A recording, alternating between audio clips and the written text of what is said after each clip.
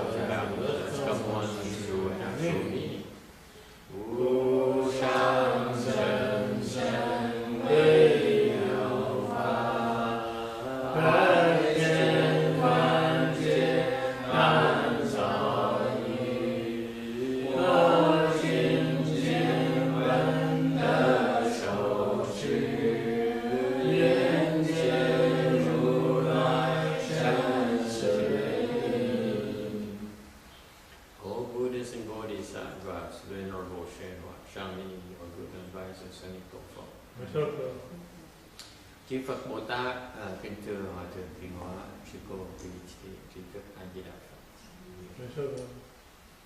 Chư Phật Bồ Tát, sư phụ sai phần sa mi địa của sang chư sư.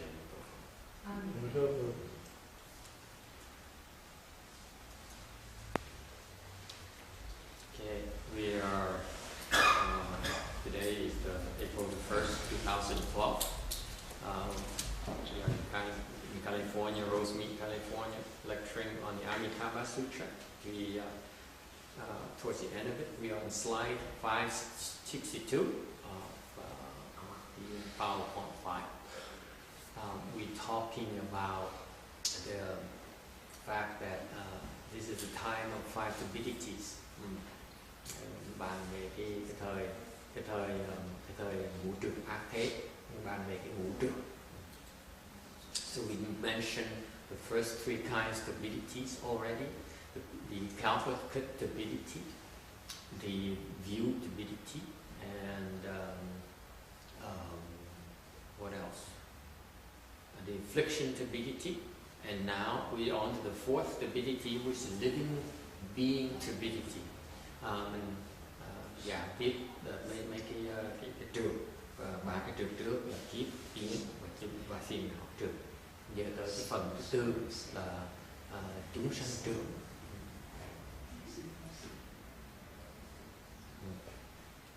This stability has basic substance, three conditions of a father and mother, and one's own karma. Cái chúng sanh trường là cái bẩn thể của nó, basic bệnh trị, the basic substance, right? They are bổn thể nó là ba cái duyên của cha mẹ và cái nghiệp của chúng ta. Meaning that you become a living being because of the conditions of your connection with your own father and your own mother.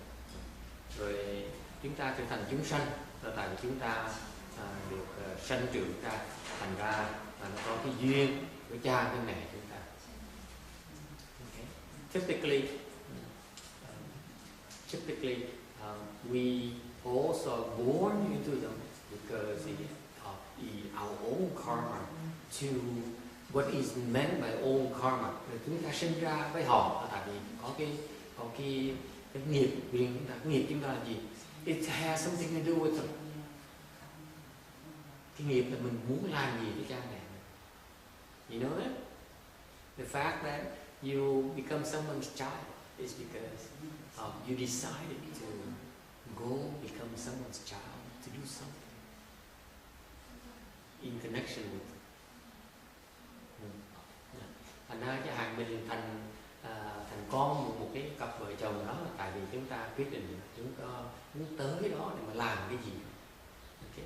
In particular, usually you become a child because you want to go and put a claim against what they owe you.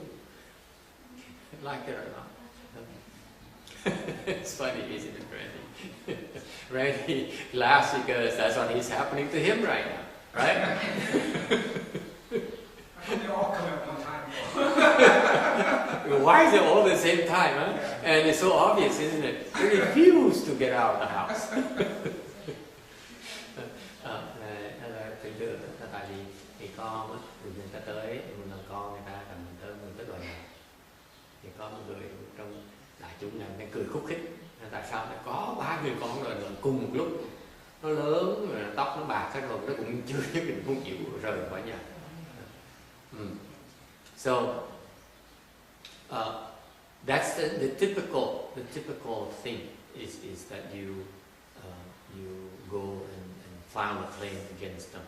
Another quite typical thing is that if you are really a true cultivator, you want to go become born into your mother's womb because you want to pay off the debts too. You want to try to help.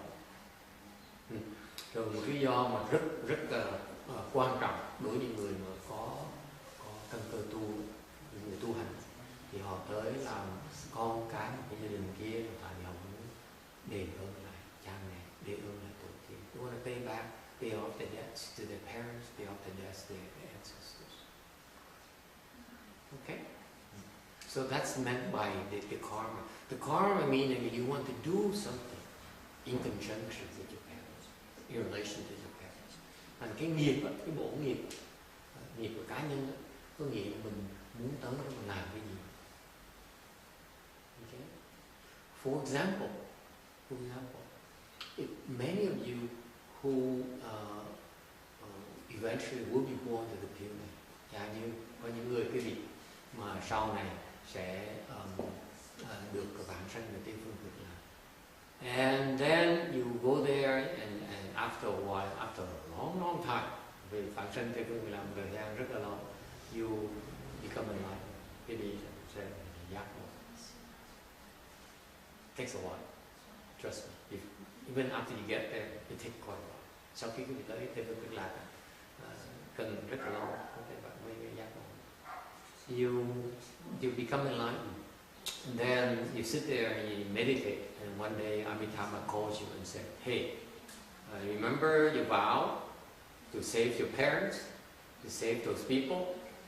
Now is your chance. Go there and be reborn into them as their child. And now they're together, go and save them. Rồi ngồi tu như vậy, thì khi Ngài như Phật gõ cửa, nè con có biết không? Cái người mà con muốn cứu đó, bây giờ cái duyên nó tới rồi, thì con tới đó đầu thai mình cứu họ. Okay? And that's why you choose to come back to this higher world in order to help people. Hoặc là mình nguyện trở lại, quyết định trở lại cái quả ta bà này để giúp cha mẹ. Yes. But if you choose that way, wouldn't you forget your mission is coming back to help them? Will you forget? Yeah. Most likely, I tend to forget, if you ask me personally. Because wouldn't you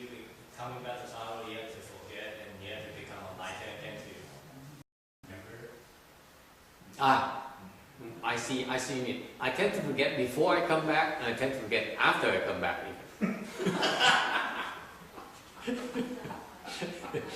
Những người mà tu hành đó, người nói có người tu hành đó, người ta khôn là trước khi mà trở về là người cứu cha mẹ thì họ quên trở về.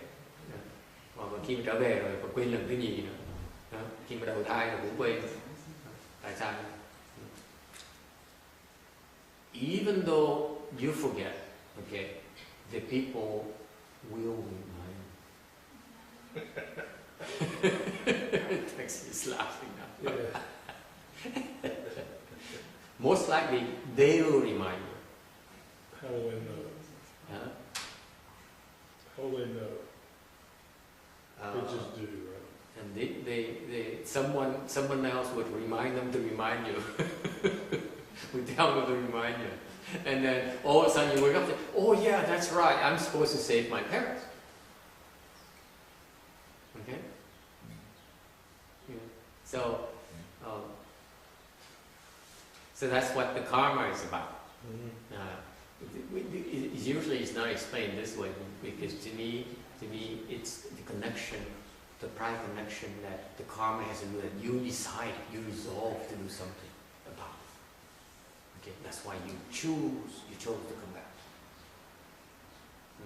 Thành ra cái nghiệp đó là cái mà mình nó có liên quan đến cái trong quá khứ mình chọn tới trở về để làm xong hoàn tất một phần của mình, hoàn tất cái nhiệm vụ của mình. You come back to accomplish, to finish what you to complete what you want to do. Okay, that's how you become a living being again. Thành chúng sanh. Okay.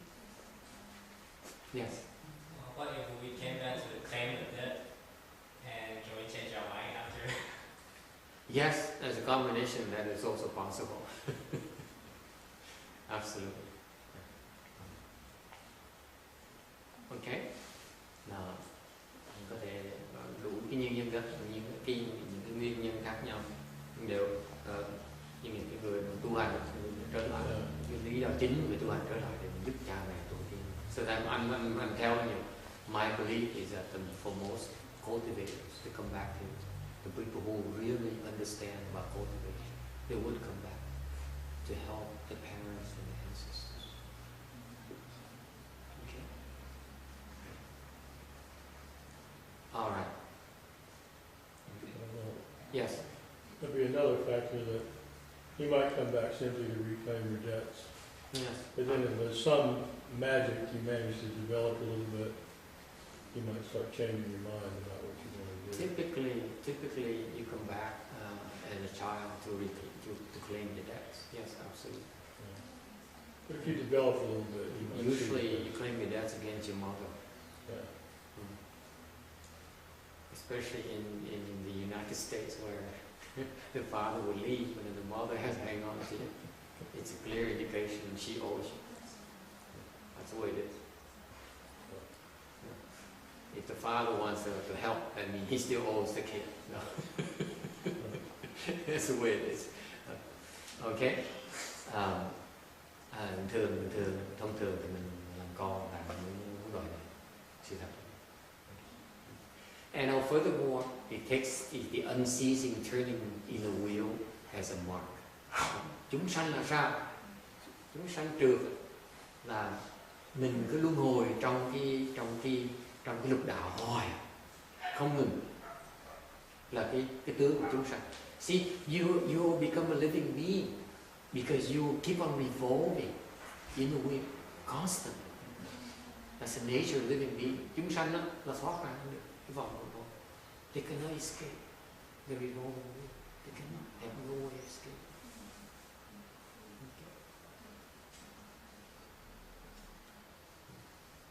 All right.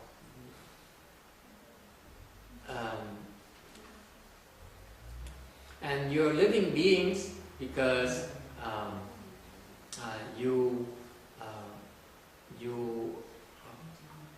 are confused by the five hips. I think we talked about the skandhas yesterday too, didn't we? Yeah, you talked about the skandhas yesterday. Yesterday. Now we're talking about skandhas again right now. Ngày hôm qua mình nói giảng kinh Kim Cang là giảng sơ sơ về ngủ ấm. Ngày hôm nay cũng nói về cái ngủ ấm. Because we talked about living beings yesterday as well. Yeah, Ngày hôm qua because nói về chúng they're sanh. relevant in this teaching as well, that's why.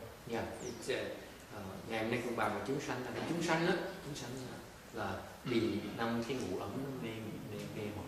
So the living beings are confused by the five skandhas. The five skandhas are number one, form, ngủ ấm. Thứ nhất là cái sắc ấm. But here in Amitabha Sutra, we give you a little bit more details on the skandhas. Ở đây mình nói thêm chi tiết về cái ngủ ấm làm sao. Form. Form by definition.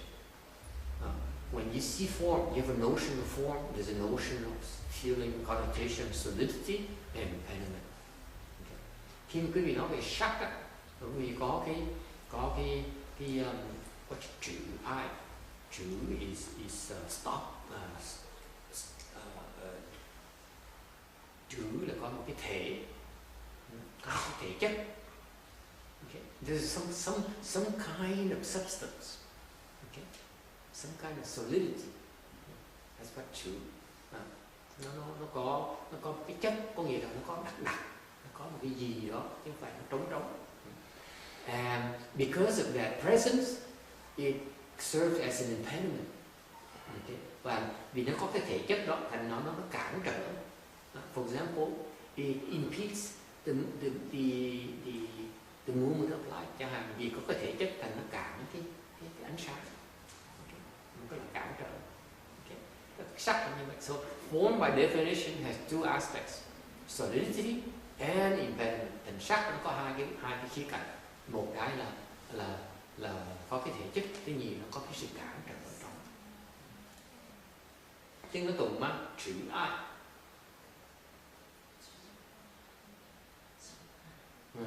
Chữ là trì chữ là chữ I think.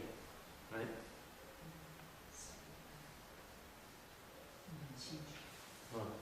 Chữ là chữ is about there is solidity. There's something there. Can you explain that? Okay. I is stopping. I is to impede.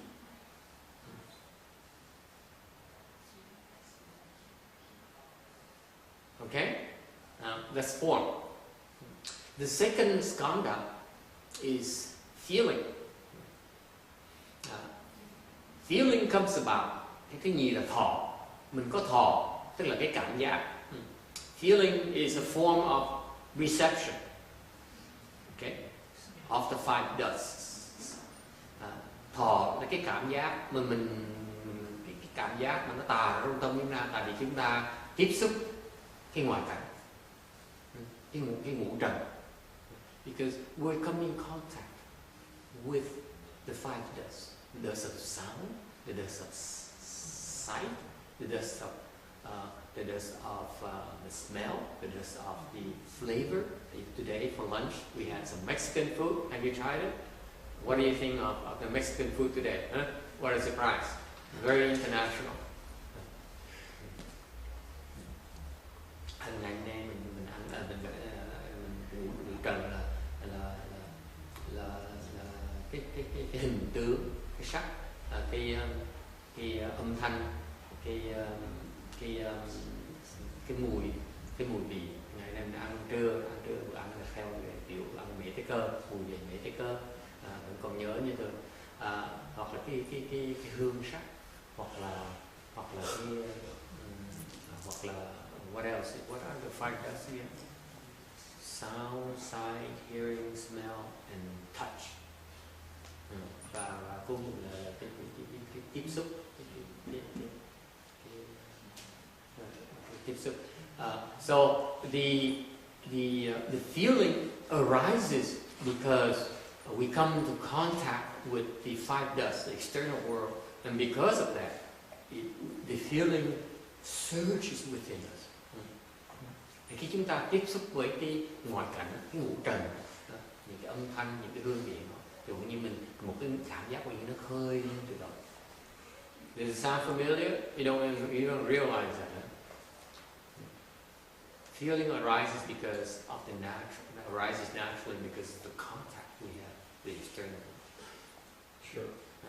Thì cái cảm xúc là cái tự động nó khơi đây, mình cũng cần là muốn nó khơi lên ngay lập tức. Okay. Number 3, thought. Thứ tư là tưởng.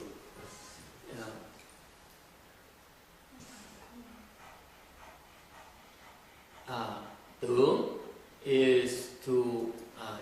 has a connotation of grasping at the objects of the mind. Tưởng là mình chụp vào những cái mà cái tâm mình nghĩ tới. Okay? Any questions about this?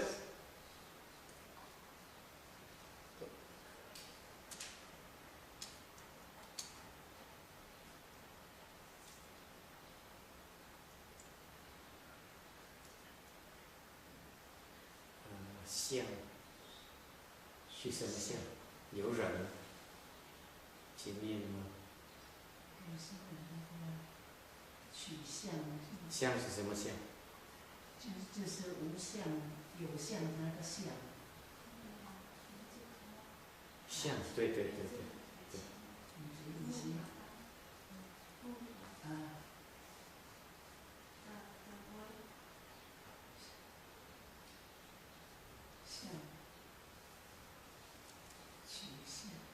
取向，对的。OK 哈。取向，是这个意思。Okay, so I'm checking with the Chinese here because the Chinese here are very precise. The Chinese the problem with the mind is that we grasp at images. Whatever we see, we attach them. Cái tưởng là một cái tư tưởng nó sinh ra tại vì căn bản của cái tư tưởng nó sinh ra tại vì mình chấp vào cái mình thấy, chấp vào cái tướng, chấp vào cái ngoại cảnh.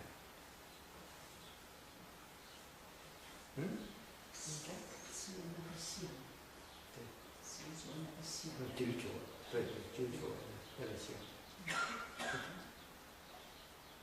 And these are very important concepts. I mean, when you go to it, you have to realize why it's happening, why we have feelings.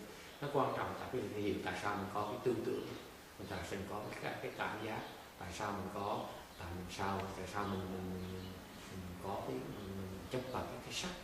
This is very important because this tells you the nature why we have such attachments. Okay? In the idea of thought is because the conscious mind is six consciousness. Tại sao nó có tư tưởng? Là tại vì cái lục thức đó. Lục thức đó. Wow. Okay. Yes. Yeah. Well, I'm glad you brought that up. You talk about the conscious mind.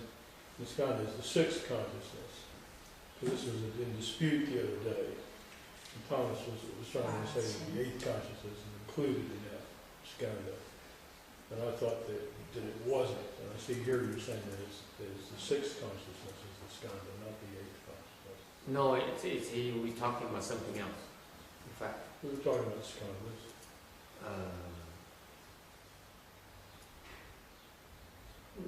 No, we're talking later. I think we're talking in different context. It's not about. Yeah, it's not about this. Well, I'm sure, so never mind. My mind is made up. Yes. Master, for example, like I was talking to Grandma Shankai about something that my aunt is concerned about, and like for example, when Joseph is here, I treat him the same way as when he's at home, like nothing different. I spend time with him. But for them, they're concerned that when he's here, like he's not living a normal life, and they can't relate to that. So Rainbow Shanghai was explaining this example, like you see the Buddha, there's nuns and monks here, and it's not normal to reality. So is that the fact that 像 that you're talking about, the 取像 that you're referring to? Is that what that is? Like the image that she's seeing, grasping onto, is not what the reality is? No, it's not about that. It's not about that. Their concern is correct. Because they're concerned about the fact that the environment is different. And therefore, they're concerned that it might have a kind of influence on him that's not normal. For example, he sees us behaving differently, sees us talking differently, and so on. And our priorities are different, so their concern is correct. Meaning because this is a separate world where it is not an ordinary world that people are used to. So the disadvantage is that he may not understand the real world. He may be disconnected from the real world. So that concern is right. Okay. However, you send him to school. That's his connection to the real world. Okay. You go to school. That's when you learn what the world values. Okay. And so the other thing that even though their concern is right, but they're also misguided in the sense that actually he sees another world where people are not simply we're not looking at marks, at xiang, at images. So we were also talking about a frame of mind. Okay? The advantage of our world is that our frame of mind is the frame of mind of kindness, of compassion, of goodness. We value morality, we value virtues. Whereas in outside world, they value, what do you value out there? Profits. You value superiority. You value intellectuality. You value winning. You don't like losing. We value greed. You value greed. Okay? Okay? So that is bad influence. If you ask us, it's a bad influence. Okay? It's abnormal for us Buddhists. Okay? That is nothing great about it. It's okay to live a normal life, normal, ordinary life there. But there's no reason to be so greedy. There's no reason why you're so greedy. Okay? Let me translate into Vietnamese so that they can follow this, because this is an important thing. Cái câu hỏi là cô hỏi là cô có như cô là người ở trong chùa, có đứa con bé con trai ở trong chùa thì cái bà của cô ta lo lắng tại sao ở trong chùa như vậy, sợ đứa con trai nó bị ảnh hưởng không có tốt. Tôi nói nó có liên hệ gì với cái tượng ở trong này, tôi không có liên hệ gì để nói về bàn như vậy. Tôi xin đề cập ra vấn đề như vậy. Là thứ nhất là họ nói nếu mà ở trong cái môi trường chùa như vậy, cái chùa là môi trường nó khác thường, nó không phải cái cuộc sống đây chào như đây, họ ăn mặc khác, họ cái đầu tóc giữ tóc tai nó khác, thành ra có một cái tướng mà nó khác đời. Nhưng đều thành nó có thể có một ảnh hưởng nó khác thường. Nhưng mà ngược lại thằng bé này mỗi ngày nó tới trường học nó học, nó ra trường nó học, thì nó vào trường học thì nó gặp lại một cái thế giới thông thường, thành nó không bị gián đoạn, nó vẫn còn cái sự liên hệ với cái thế giới ở ngoài vũ trụ. Ok, rồi giờ ở trong chùa là một thế giới khác, đó là cái chuyện rất rõ ràng. Thành ra nếu mà lo về từ nhỏ này nó sống trong một môi trường như vậy, nó mất cái sự liên hệ với thực tế, nó sống thực tế thì cái chuyện nó không thể có được. Thì thứ nhất, cái phương diện thứ nhì mà họ quên rằng là cái môi trường của chùa là một cái môi trường nó đặc biệt. Nó đặc biệt ở chỗ là cái môi trường chùa là cái môi trường mà mặc dù có những người mà nó hơi khác thường một tí, có những người hơi cực đoan thì có như là có một cái trong chùa có một quan sư cô nó hơi cực đoan một tí, cái đó chuyện khác thường. Để biết trong cái môi trường chính của chùa là cái môi trường của đạo đức, cái môi trường của cái từ bi hỷ xả. Thành cái đứa con nít nó sống trong môi trường như vậy đó, nó có một ảnh hưởng rất là tốt về tâm linh, mà cái môi trường ngoài nó không có. Thành khi ra nó ở trong chùa người nó có hai lời với sợ lời, hai cái thế giới nó đều thấy để nó tự chọn đấy. Yeah. Nó Phật, thưa thầy, tại vì nói ra thì nó không có rõ ràng đó, thì con muốn chia sẻ cái phần này. Tại vì lúc mà nói chuyện á, thì cô ta nói là thầy có vẻ không muốn đứa bé ở trong chùa nhiều, mà tôi không hiểu tại sao. Thì nói là cô ta thì cũng như là lo cái cuộc sống cho đứa bé như thường ở nhà cũng như ở chùa cũng không có khác biệt gì, mà tại sao mà lý do gì mà bởi vì bà cứ lo hoài hơn là như không có muốn đứa bé ở trong chùa. Thì con mới suy nghĩ ra thì cái sự nói lại cái sự ăn uống thì không có khác, nhưng mà cái bề mặt của cái chùa với cái nhà nó khác, cái người với cái người ở nhà nó khác, cái cuộc sống nó khác, cái ăn uống cũng khác, mà thành ra sợ nó sau này trở thành một người tu sĩ ở chùa thôi. Thì cái đó là cái sự lo lắng, con nghĩ là như vậy. Còn nếu mà nó muốn sau này trở thành một người tu sĩ á, thì cái môi trường này rất là hợp. Còn nếu mà không có nghĩ là tu sĩ sau này á, thì cái nhìn hai cái cuộc sống nó khác biệt, từ ở trong nó khác mà ở ngoài cũng khác. Cái khác là khác cái đó, chứ không phải là cách nó nuôi con khác. Con nhắn nhủ như vậy.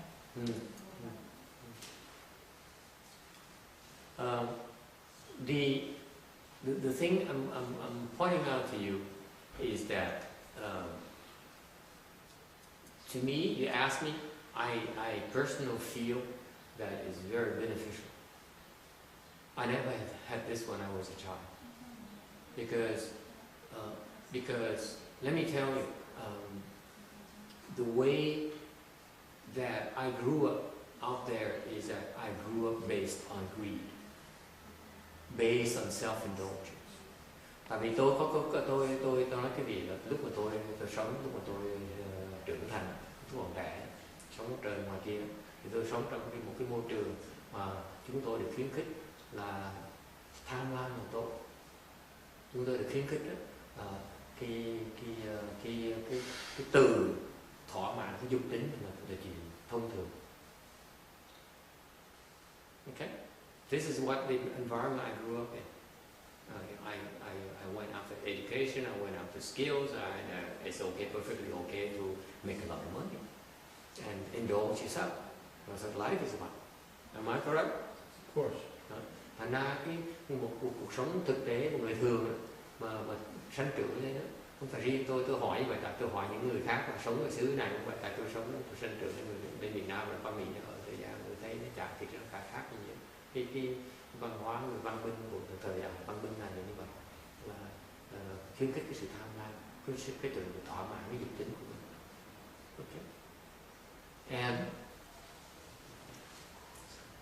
And in particular, what I find to be rather disturbing. If you ask me right now, now I have become a left-home person. Bây giờ tôi đã thành người xuất gia rồi. Tôi thấy một cái chuyện mà tôi thấy rất khó chịu. Is that people are obsessed with benefits. Regular people are so obsessed with benefits. Cái người tài gia đó rất đam mê về cái lợi, cầu lợi. Am I correct? Yeah, There's a culture of seeking benefits, Yeah. seeking advantages. Cái cuộc sống thế tục là cuộc sống đi cầu cái lợi. Có đúng vậy không? If it's not beneficial to you, you're not going to do it. Không lợi cho mình không làm. Right? Whereas, let me tell you where I'm coming from. Now I become a left form person.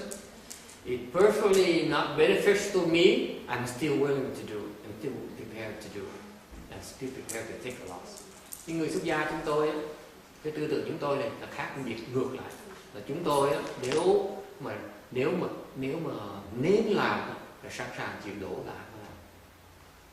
It's never about seeking benefits for our lifestyle. Cái cuộc sống chúng tôi không phải để cầu cái lợi. I finally understood. And yes. But isn't the road to enlightenment, the benefit is, the loss is the benefit? Yes, that's our little dirty secret. Not so dirty, It's our little dirty secret. Yes, it's true. When you're prepared to take a loss that way, then you gain great benefits. Tremendous benefits. The kind of benefits that are without outflows. The benefit you get from your material gains are with outflows. And sometimes there are losses, really not real benefits. So different kinds of benefits. Okay? Ông này ông chọc tôi, ông nói là không phải, thiệt ra là khi mà thầy mà làm chuyện là lỗ lã như vậy thì thầy rất lợi. Tôi nói là cái bí mật của chúng tôi là vậy. Thiệt sự khi chúng tôi chịu lỗ như vậy, cái lợi ích nó lớn lao không thể tưởng. Tại sao?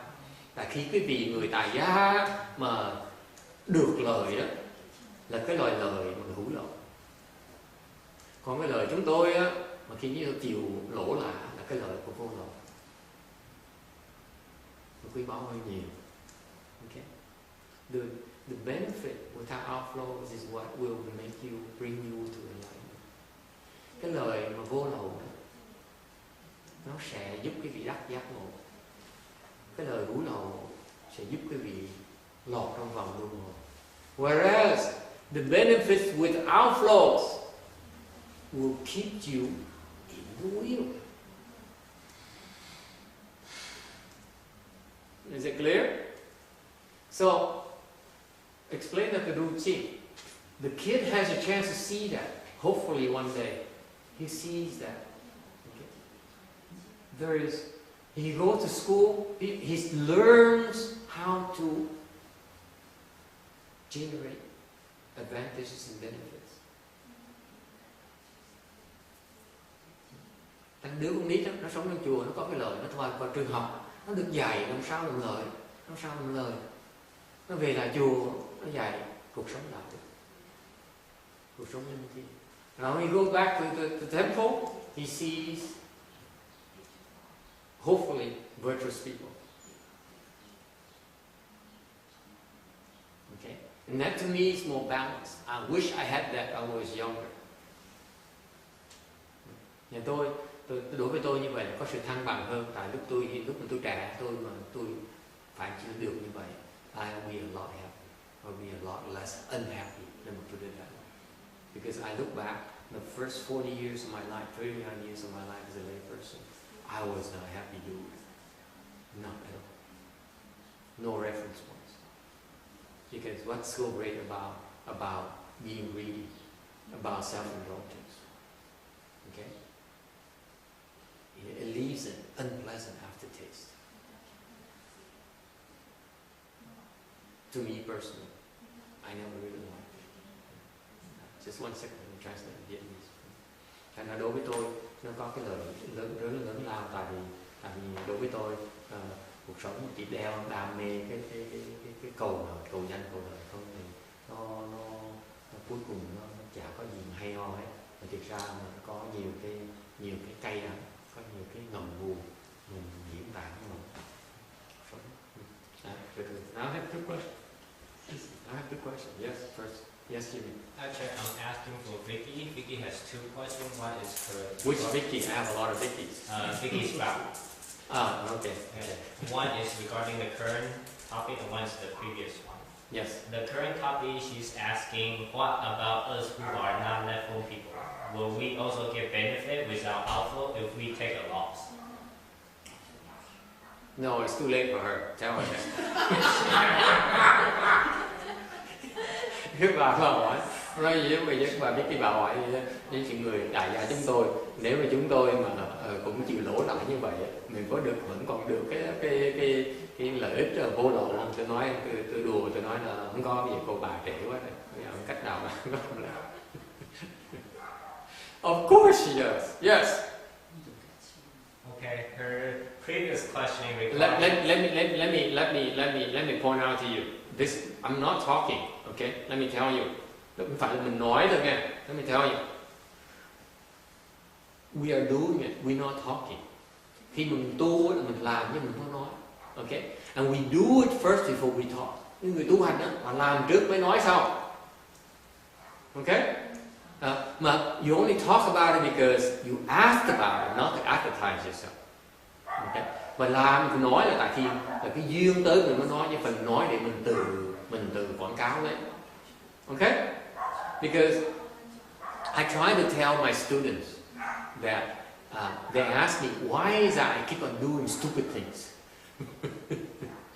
Why do you keep on helping these people who do not deserve to be helped?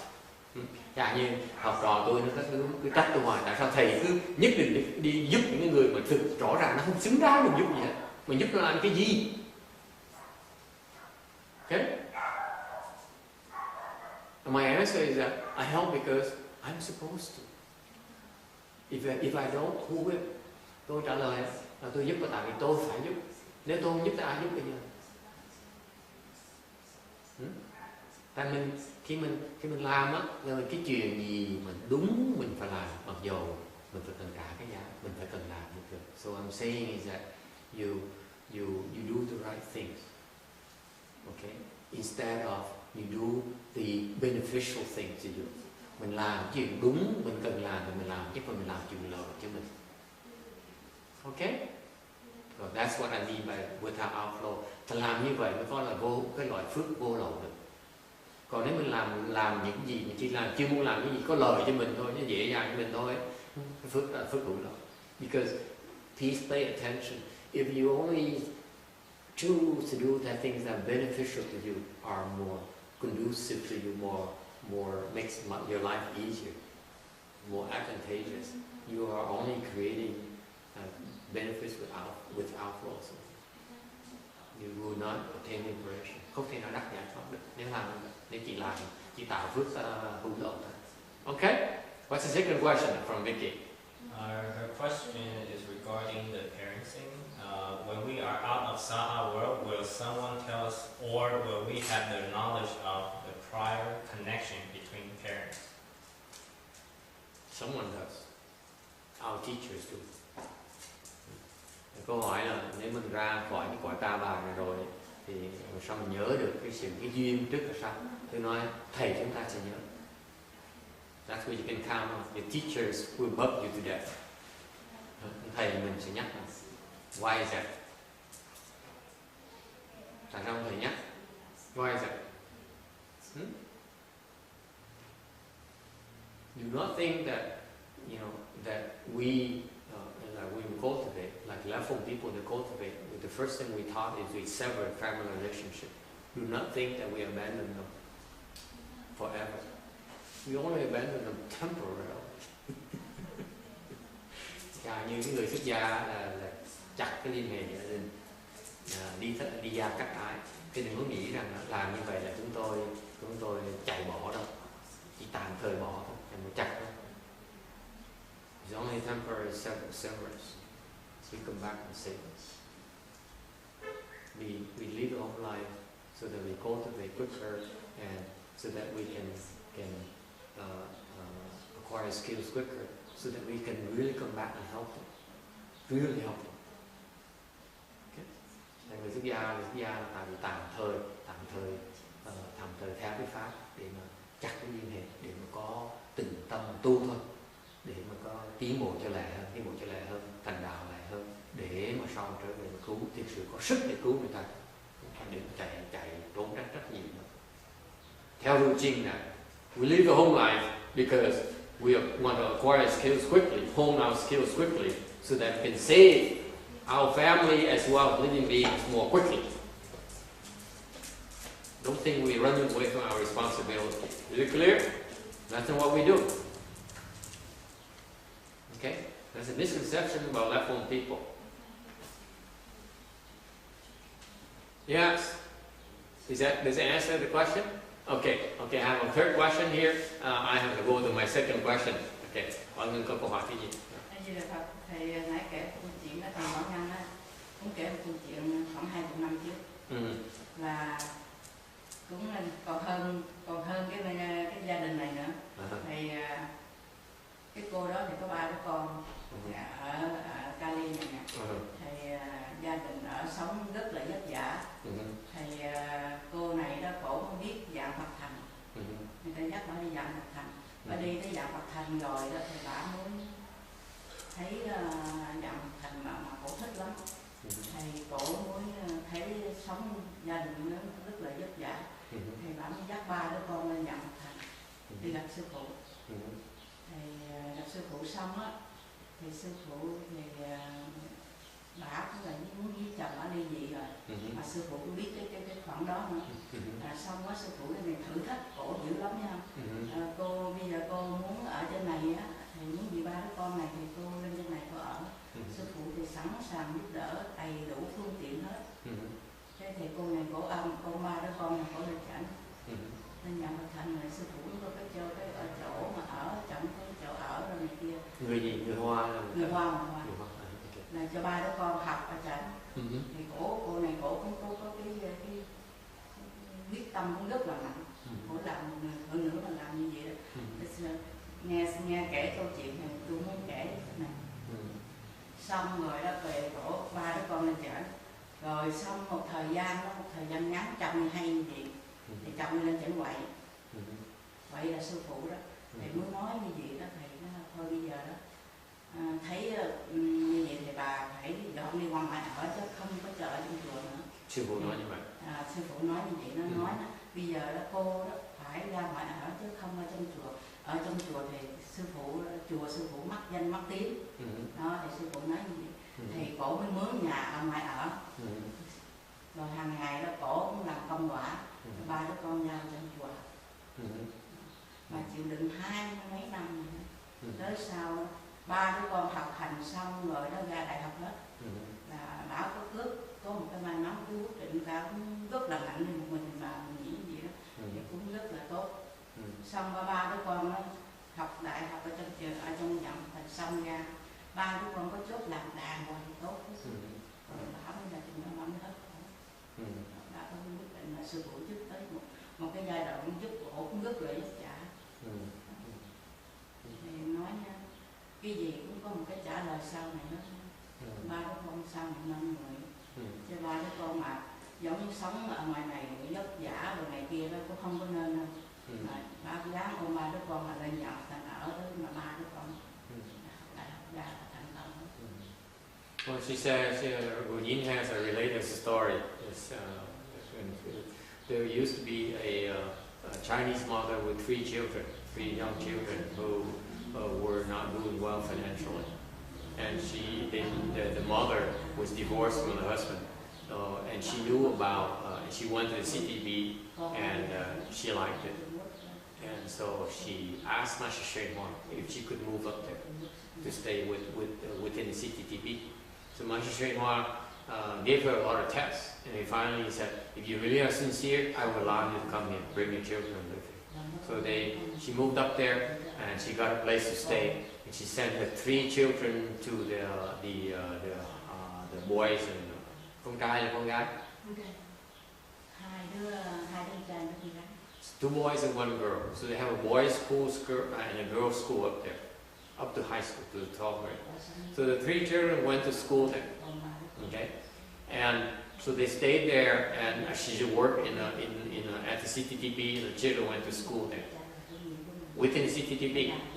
Okay, and so this is even more extreme than the other case where they go outside to the real school. this is a school within the CTTP. And then the divorced husband heard about that. He came to the CTP and caused a lot of grief.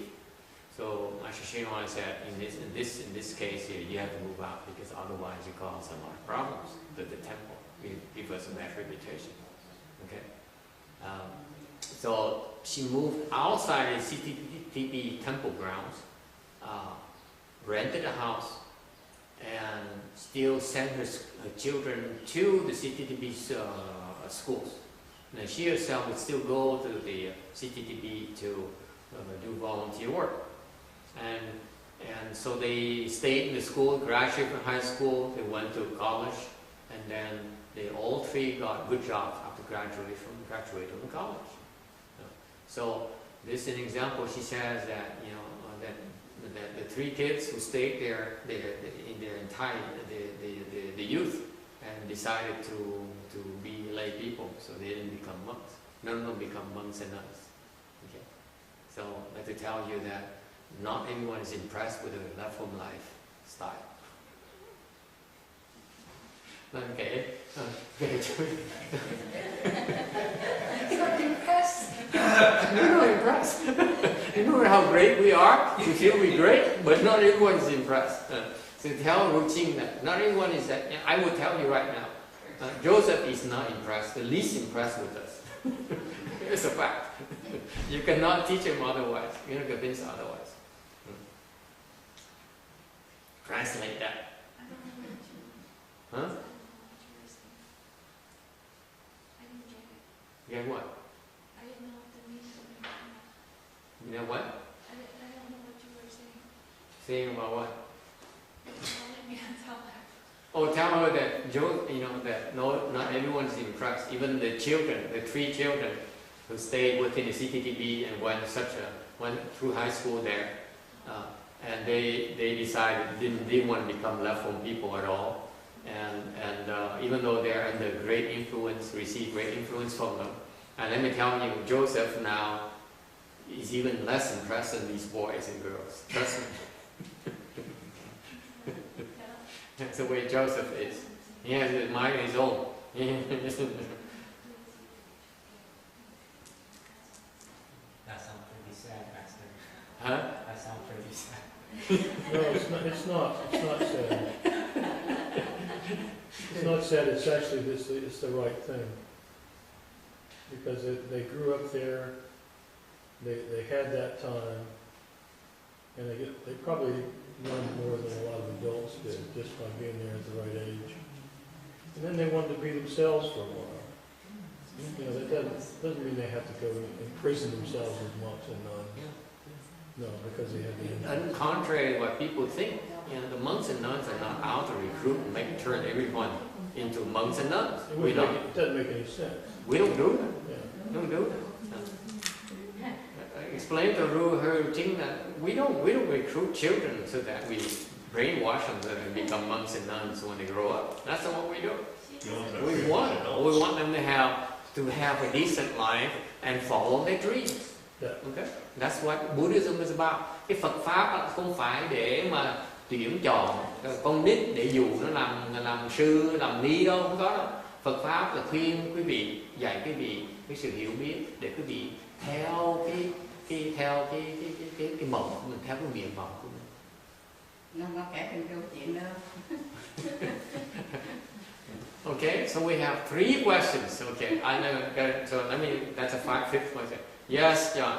In case that when we come here to our parents, we have an affinity with them to be born from our mother and father. Right. How about our brothers and sisters? Do we have affinity to them if we have siblings? Or Yes, they just you have. I have simplified the picture extensively. You do also have affinities with them. Sometimes you go there so that you together with your sibling, you can gang up on your mother and father more effectively. That wasn't one of those accidents. That's what happened to Randy. It's an exceptional story. But yes, of course, you have affinities with. Sometimes you come along because you want to generate stronger bonding with your siblings. Okay, so that in the future you can have a chance to help them. Okay, nói về anh em là sao? Anh em thì anh em có anh em thì hội đồng cha mẹ dễ hơn tí nữa, hoặc là thì thực sự là anh em là mình tới mình có cái tình nghĩa anh em để mình tạo cái duyên rồi nó cân bằng để sau này mình giúp họ dễ dàng hơn. Kể cái câu chuyện do bà Phù Cao đó, thì ai mà cũng biết bà Phù Cao đó, thì bà ở Việt Nam bà ở đẳng đứa con trai bà qua với ba đứa cháu qua tới bà Phù Cao là bà nào? Bà Phù Cao bây giờ dặn Hả? tôi dặn học thành bà Phù Cao đó, sư cô chứ được.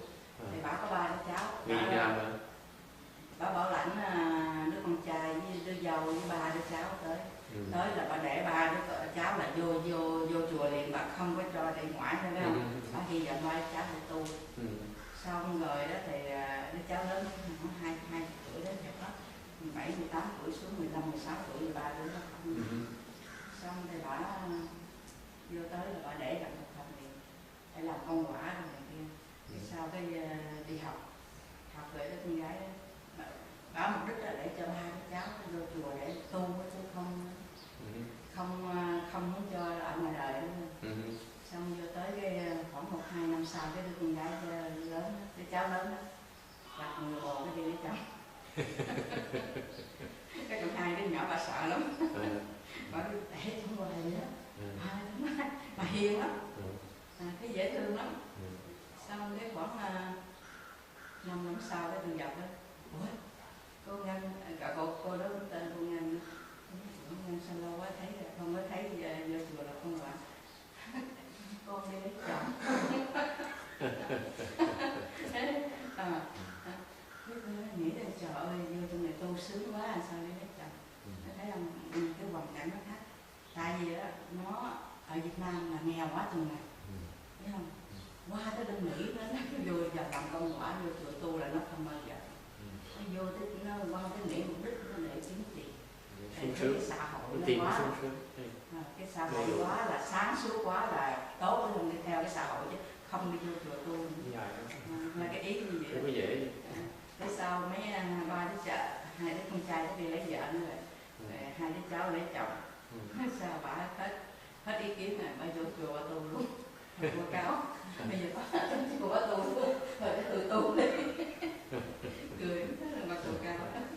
She also, Gujin has another story of a CTTV as well. There's a Vietnamese lady who sponsored her 2 sons and a niece to the CTTV. As soon as she brought them from Vietnam, they're very poor in Vietnam, so they brought the CTTV and put them right into the CTTV, wouldn't let them outside.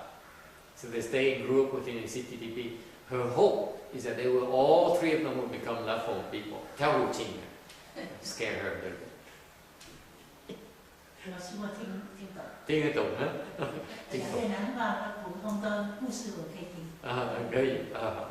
And then so her objective is to turn them into 2 monks and a nun. Okay, she thought it was the most lofty thing that could happen. And guess what? When the girl was the niece was about 17 or 18, Yin ran to her and said, "Well, so how you?" Yeah, I don't want to stay here. I want to get out and get married. So it turns out that these children, none of them became monks or nuns because they came here and they realized this country in U.S. Is very easy. You have a much better life than back then in Vietnam. So they're going to miss up on the opportunity. Okay, so they're not going to give up their lives, the secular life, for some kind of level people lifestyle. They don't buy into it. So none of them became monks and nuns. So she failed miserably, and she herself became a nun. Sao bà có xuất gia không? Bà có xuất gia. But she stayed within the temple. She herself didn't want to become a left-form person. How about that? And she wanted her children and niece to become a left-form person. They're not easily fooled. Dù con cháu có là dễ, mà không có dễ. The fact of the matter is that this is why in Buddhism we don't force people to become level people because we know that it makes no sense. Unless you have right conditions, can't force it. Tại vì bên Phật giáo không có cái chuyện mà ép người ta, ép con cái làm thầy tu đâu, đi tu đâu. Cái chuyện đó là chuyện người không biết mới ép người ta thôi. Cái Phật giáo đi tu cái duyên nó như duyên nó lớn dễ sợ mới đi tu được. Tại vì cổ ngoài đời đó, cổ khổ lắm, cổ bây giờ cổ hy vọng những con cháu đi tu hết. Tận cái khổ, con hiểu, người ta con hiểu rồi. Cái nhân duyên đi tu là cái đại phước mới đi tu được. Biết không? Muốn đi tu là phải từng vào chùa cúng dường đời kiếp rồi mới đi tu được. You know that in order to live a whole life, you must have come to the temple and made offerings to the temple many lifetimes before you have a chance. It's not that easy. Khó lắm. Không phải là dễ, đừng có tưởng là dễ đâu. Dụ nó không được đâu. You can try all you want, you cannot. You cannot entice them. Yes. Yes, Su Jing, 有问题吗？老师，我想问一个问题，不知道对不对？意思就是说，孩子太小啊，那在那个寺庙里来讲啊，因为我们的这个宗教的问题、佛教的问题啊，现在呢，社会上呢，那个肯定的或者是相信的比较少，那不被那个社会上的人的那个承认。那么我就觉得说，孩子太小了，在我们庙里边的时候，他在外面的学校读书。如果万佛城来讲，那孩子还可以，因为他那3个学校都是仙公上人办，万佛城办的，我们这里的是不同。所以我就说，就怕孩子太小的时候，心里面好像心理上会有一些那个怕以后啊，好像说心理上的一些问题，受到孩子们或者是同学朋友们的嘲笑什么，不要说什么，好像我年龄这么大了，我在我朋友中啊，他们有的还要笑我，所以我就觉得说孩子这样子的时候会那个心理上会不会受到那个伤害？会影响到他长大什么那个心理的问题，我现在担心这个问题而已。对。He says that what about children? The children who go to schools in CTTB is okay because it's founded by Master Shen Hua, so that's not a problem. But Buddhism is not well received in this country, and so what if the other children make fun of him at the schools, make fun of him? This boy who go to the regular school outside. What if the other children make fun of him because they said you stay in a Buddhist temple? And wouldn't that have adverse impact on the children? Yes. Can I answer that? Yeah. It doesn't matter where you go. Even I'm outside, I still get made fun of. It's not about where or who is or where you live. It's if they want to make fun of you, it's no matter who you are, where you are, or where you live. They will just do it. Rather for a child to spend time by himself with no parents go to work all the time, 24/7. You can't really take care of him. Then it's the same thing as where it is, just leave him on the street or living the whole life. It doesn't matter. This is just perception. It doesn't matter where he is. He gonna feel that way. He gonna feel that way. And his environment is not going to change.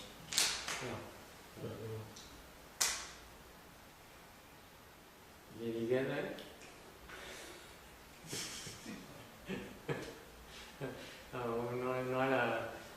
nói là con cái trong chùa Phật còn được thành chùa nó tốt, rồi ngày Thiên Hóa làm tạo ra thành nó ảnh hưởng nó tốt.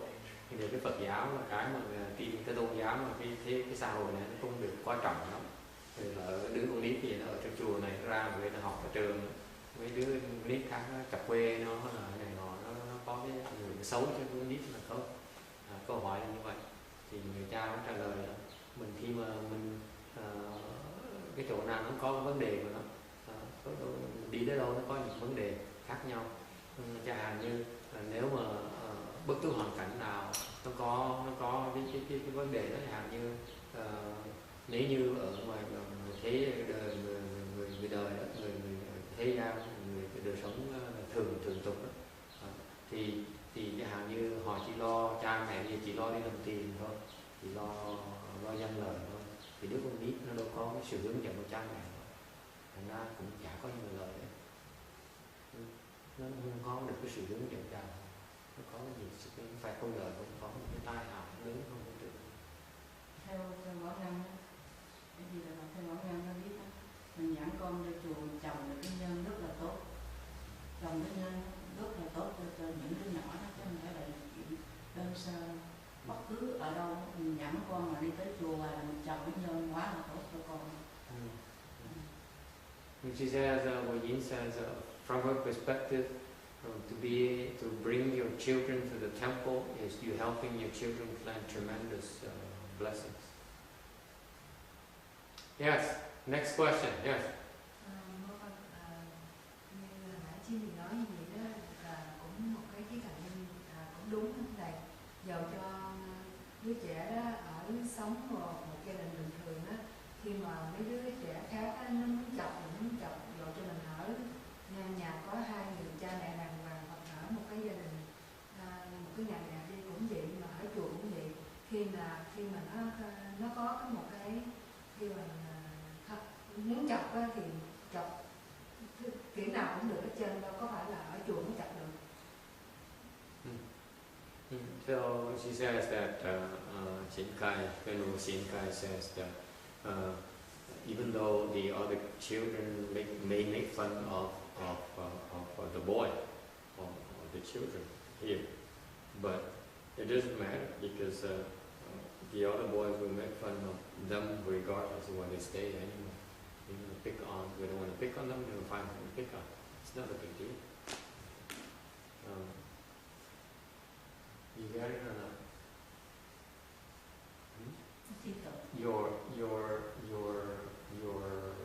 Your concern is unfounded.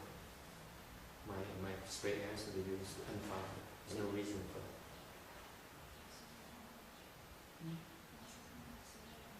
Because here's my observation. I'm going to ruffle some feathers. Okay. Bây giờ tôi xin chia sẻ cái gì một cái cách nhìn của tôi, cái mà tôi được quan sát. I find that most parents do not know how to raise the children. Tôi quan sát rằng những người cha mẹ, bậc cha mẹ không biết dạy con. Okay. That's my observation.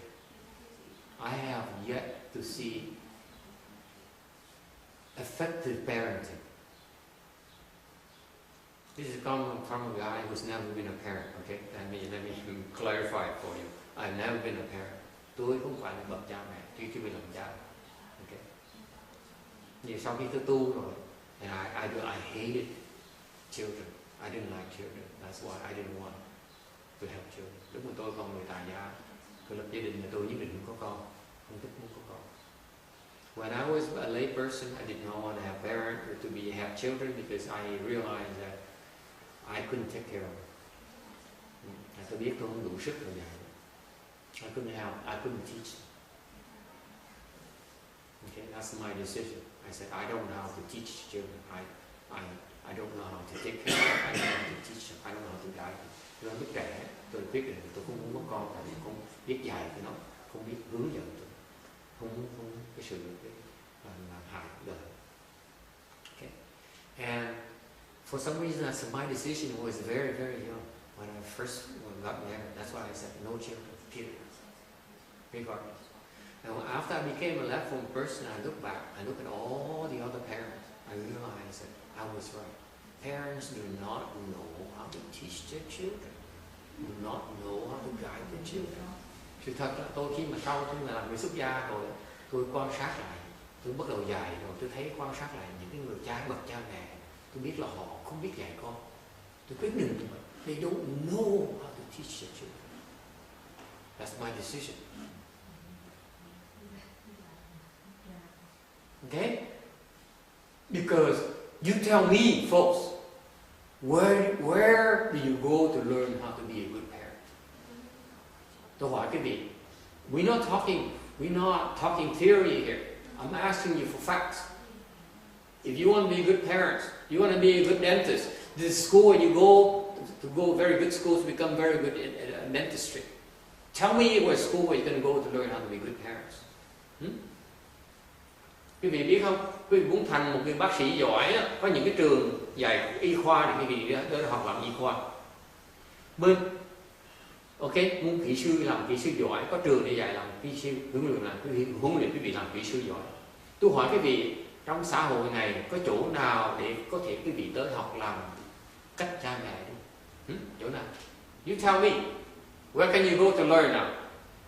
Excuse me, Mr. Young, I'm really taking offense by this line of talk. Because people know how to be parents. I'm a good parent. And I didn't have to go to school to learn to be a good parent. You know, so I don't know what you're talking about. I'm just like... The overwhelming majority of the parents do not know how to take care of their children. I apologize if I say so absolute terms. What I meant is that the overwhelming majority of the parents do not know how to teach their children. That's my observation. You're right. I'm not saying everyone. I'm saying the overwhelming majority is my claim. Well, people that are totally irresponsible in their own lives can't possibly take care of children. Can't teach children anything because they don't know anything. That's right. They only care about themselves. They can't handle it. I couldn't handle it myself. Yeah. How could I teach children? But a lot of people can. I wouldn't say a lot. You're exaggerating now. No, I'm not. You don't know. You don't know what you're talking about. I assure you that not a lot of people. Very few people know how to do parenting. Case in point, that whatever the lady who wrote the Tiger Mom or whatever, that Yale law professor is, Yeah. okay? Yeah. To me, she's an awful mother. Sure she is. She's terrible. Okay? Yeah. She's an awful mother. And the father is an awful father. The Jewish professor, husband of hers, is an awful father. Clear to me. I find the parenting methodologies horrible.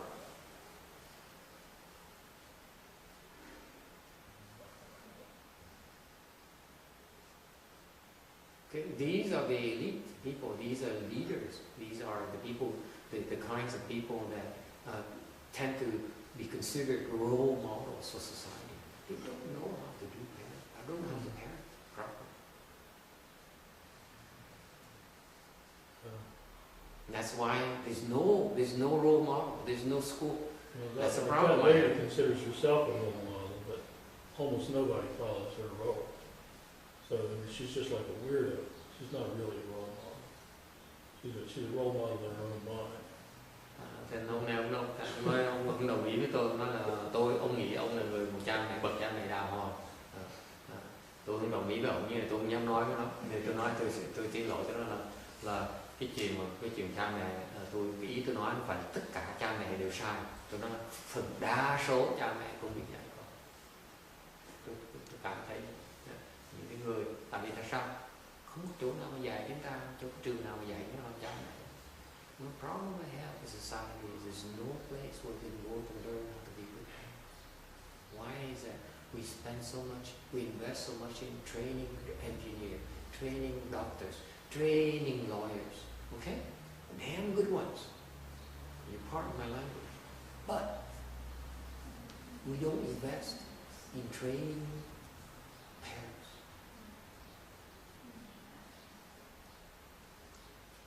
Okay, that's my problem with society. Okay? And I have another question. We've been discussing parenting for over an hour now. It seems to be a topic which is very close to people's heart. Và cái chuyện cha mẹ mới cãi đuôi cãi tới hơn một tiếng đồng hồ. Là một cha mẹ cao siêu nhất là Đức Phật. mới làm được cha mẹ của tụi con thôi. Chứ ngoài ra cha mẹ con sanh ra con ra cũng không có làm được, cũng phải luân hồi đau khổ. The Yin says, from her perspective, the best parent is the Buddha. You disagree with that text? I don't disagree, but I just think that this discussion is just ridiculous. All the comments are silly, and I don't know what you're talking about. You know, it's totally impractical, and it's just like silly to go on like this. You're gonna have a school for parents. It's just idiotic. You're gonna have a school for who's going to be the person that decides who's a good parent? Stalin or somebody? You know, it just doesn't make any sense. Only busybody, meddling, creepy people want to teach people how to be parents. You're wrong. Oh, You're yes, wrong. I'm not wrong either, because I You're know wrong. society. I know You're what's wrong. going on. Let me tell you why there's no school for parents. Your answer is wrong. Okay. There's no school for parents because no one knows how to be a good parent. People know how to be a good doctor. We know how to be a good engineer, but no one really knows how to be a good parent. You decide yourself you're a good parent, but you ask the next person, he may disagree with you. When you talk about good doctor, good scientist, everyone agrees. Majority of people agrees, but it's very hard to find. You're really getting up my nose, man. What? You're really getting up my nose with this line of talk. Right? It's just like You disagree? Okay. I just agree that you should even brought it up. We spent an hour talking about it. It's just like, yeah. You're in the minority. People seem to have an opinion about this. Yeah, That's sure. it's Everybody different from yours. So, I think you're born not going to be a good parent, and if you're not, then you're not going to be a good parent. I think most people would disagree with you. You're not born being a good parent. No more than you're born being a good engineer. You have to learn how to be a good parent. You have to learn how to be a good engineer. It doesn't work like that. I think you're off the track. Yes, Joe? You know, there's only one problem with Buddha being a good parent. Yeah. Never would have kids. Yeah, but he did have children. He had Buddha had children. Yeah. Nó phải như vậy. Hôm qua con có nói chuyện với cô Chi á, Yeah.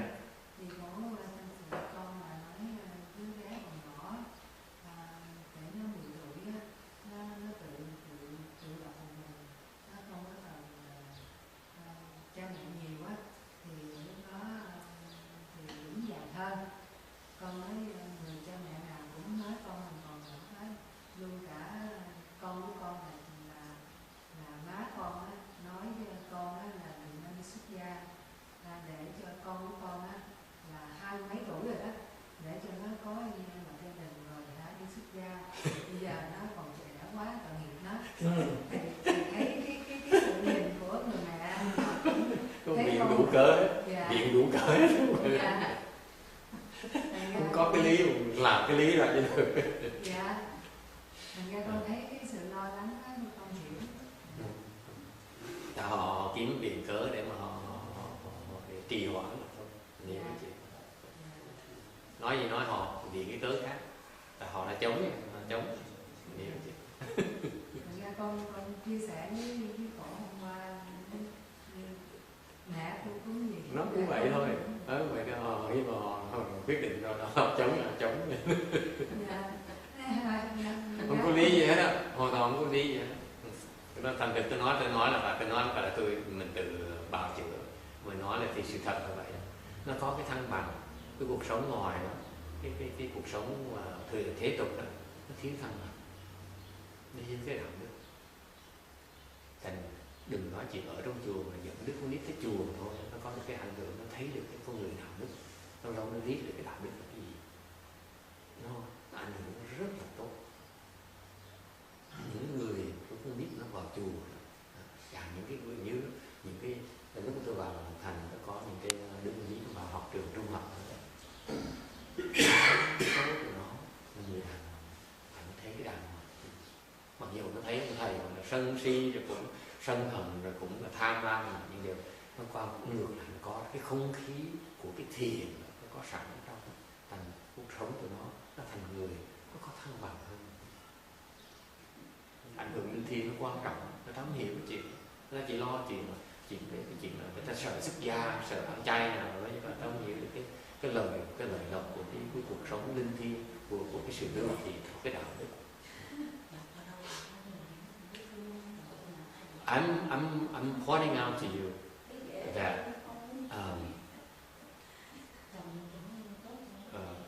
it's more relevant than you think, because what we're talking about, what they bring, their concern, the point right now that they're raising is that they're concerned about influence on the kids. Oh, okay. Okay, that's why you keep on talking about it. Cái chuyện nó quan trọng tại vì nó nói về cái ảnh hưởng đến con nít. Mình nói về cái ảnh hưởng, cái môi trường ảnh hưởng đến con nít. The environment affects the kids. Okay? Right. You know, the environment can exert a bad or good influence on kids. Okay? And what I'm saying is that the regular, the secular world environment is full of greed, hatred, and stupidity.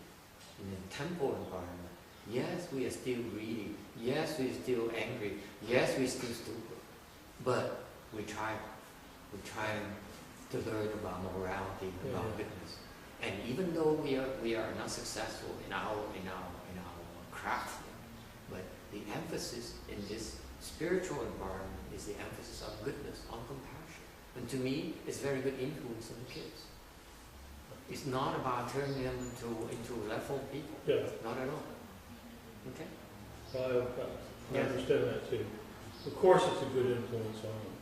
Just don't expect them to become like some people or become business Expect? people. Are you kidding me? I do not want Joseph to become Well, a that's become. so I'm just trying to warn people to take that. It's a very good influence on them, but don't expect them to stick to it for their whole lives. But the influence is always there. It will never leave them. But they won't necessarily be active in Buddhism. What people don't seem to appreciate that I wish I had when I was younger is reference points. It's not until I saw Master Shin Hoa and I said, wow, that's a good man. I never saw a good man before. Can I put it that way? A real good man before? Really good man, yes. I didn't see anything like that. I said, wow, what a role model. I want to be like him. Yeah. That's a role model for me. Quý vị biết không? Cái mà tôi lúc mà tôi sống trước khi tôi gặp Phật pháp với ngài Tiên Hóa, tôi có cái áo ước gì, cái khao khát mà tôi không hiểu cái khao khát cái gì. Mà khi mà gặp ngài Tiên Hóa tôi mới nhớ trực ra, thấy cái người này người tốt. Người tốt. Cả đời tôi chưa bao giờ gặp người tốt. Chưa bao giờ gặp người tốt. Let me tell you, before I met Master Shin Hoa, I have yet to see a real good man. To the core. I saw a man who was good to the core. It's incredible. It's an eye-opening experience for me. Gặp ông một cái mê rồi đó, người hay quá, người tốt quá. Thành ảnh hưởng nó tốt dễ sợ lắm. Mình có được gặp những cái hạng người như vậy, mình mới mở mắt mình ra, mở cái nhãn quan mình ra để mình hiểu cái thế giới nó ra sao. Okay. Chứ còn gặp trước giờ tôi gặp toàn người tham sân si không, người toàn là ngạo mạn, người toàn tham lam, người là toàn là người nghĩ là mình là vua, người là chúa, nghĩa là nghĩ mình là hay hơn người ta, nó dốt đặt, gớm, có gì hay? Mà có đứa cháu có 10 tháng mới đi học đại, cái mình dạy nó lại học rồi nó đi đâu nó thấy học rồi nó lại hết luôn, nó dễ thương lắm, mà ai nào cũng thương hết trơn, tự nhiên nó thấy nó lại dễ thương lắm, bởi vì mình phải trồng cái nhân nó là rất là tốt chứ. So again, in the spirit of influencing children, one of the good influence is the environment as well as role models. Okay? Because the environment is there, the environment is invisible, spiritual, and the role model is you have to have a lot lesson to be able to encounter a real good role model. That's the way it is.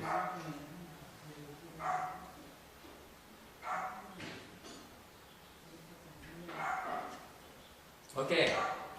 Are we done here? Or shall we move on, or shall we? Are there still unresolved questions, concerns?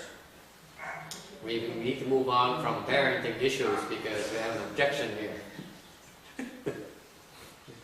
That I don't know what I'm talking about since I've never been a parent before.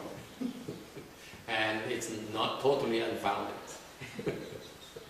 Người khác thì thầy chưa bao giờ làm cha, sao thầy dám nói về cái chuyện cha này? Okay. Moving on. We were talking about the thought.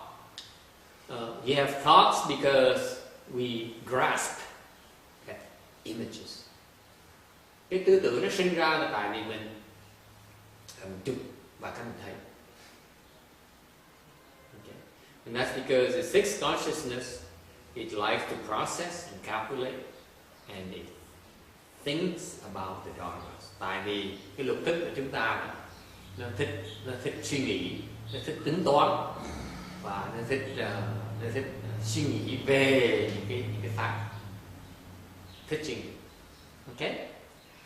Any questions about thought? It's important for you to realize that when we talk about thoughts,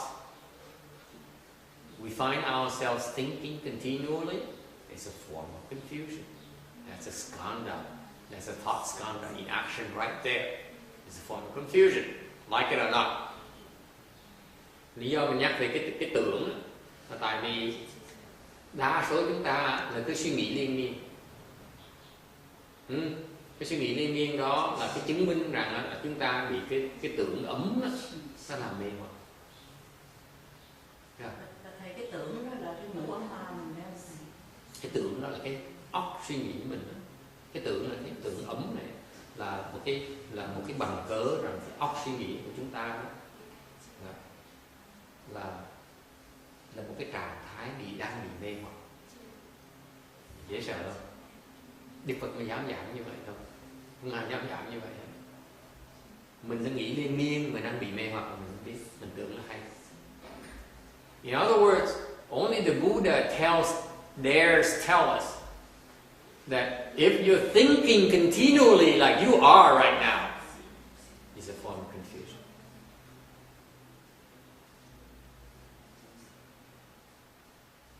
Questions about that? Ai thắc mắc về chuyện này không?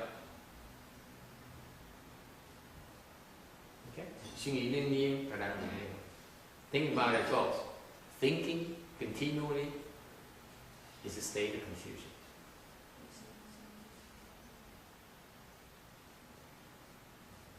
Routine, you don't look happy. What are you thinking about? Đọc bà này, bà cái mặt cái tướng bà có vẻ không có phục. Bà nó suy nghĩ chuyện gì vậy? Ok. Thầy, nếu mình nghĩ như vậy, mình phải có nghĩ như vậy đó. Mình nghĩ cái tà kiến. Không phải tà kiến. Không phải tà kiến. Tại vì mình cứ chụp. Lo lắm. Mình cứ lo. Cái nghĩ là phải nó lo. Đa số là mình suy nghĩ là mình lo đó. Mình lo như vậy đó thì mình phải mình lo cái tốt thì nó trồng cái nhân tốt, lo cái xấu thì nó trồng cái nhân xấu được. Thành ra tại vì bởi vì cái đó đúng. She says our question is that this thinking means that you are thinking about deviant thoughts. No, it said nothing about deviancy. It's about the fact we're thinking. So then she wrapped on, she says, then in that case then should I be thinking about the good stuff versus the evil stuff? So that when I think about good stuff, then I'm planting good seeds. I say absolutely. Since you're thinking anyway, you better get rid of the evil thoughts. Cái đó rất là quan trọng. Cái đó rất là khôn ngoan. Tại vì mình đang suy nghĩ, hiểu, we are in a state of confusion. We cannot escape that. You have to be clear about that.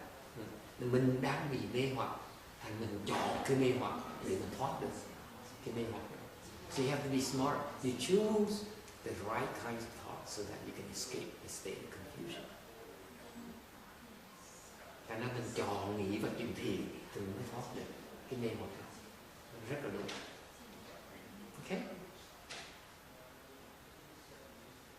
All right. Very important. Very good. Thank you. Well, cái tư tưởng rất là hay. Number 4, formation. Thứ tư là cái hành. It has a flowing connotation. Hành á, là nó có sự lưu chuyển, có sự chuyển vận. Okay. Evolution, nó đang đổi, nó đang di chuyển. It's moving.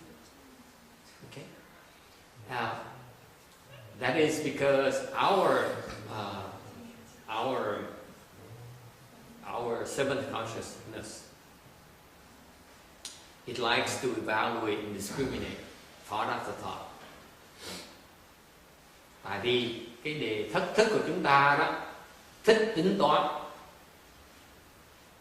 thích mưu mẹo, thành ra là cứ tư tưởng tới tư tưởng khác, muốn tính toán, muốn tìm cái lợi. Bởi vậy vì đang cầu, thành ra nó phải chạy theo. See? Because the seventh consciousness is seeking, therefore it's running after things. That's why it's changing. That's why it creates the flowing. Okay. Tại nó đang cầu, nó chạy theo, thành ra nó tạo ra cái sự di chuyển của cái thế giới. Okay? And finally, the five in the consciousness. The fifth skandha is consciousness. Cuối cùng cái thức ấm. It has sustaining connotation. Có cái chấp trì, có ý nghĩa chấp trì, meaning that the eighth consciousness sustains the three elements of life, of our living being's life, of the breath, warmth, and the life itself. Tại vì cái niệm bát thức nó có ba cái khía cạnh của cái ấm, cái hơi thở và cái sinh mạng. Okay? Any questions about this? Ai thắc mắc về chuyện này không? Okay. Now, in terms of why is formation skandha? The formation skandha is a form of confusion. Tại sao cái hành ấm là một cái loại mê hoặc? Because unlike the thought skandha, which you are aware of, the formation skandha is underneath. The undercurrent is much more difficult to be aware of it.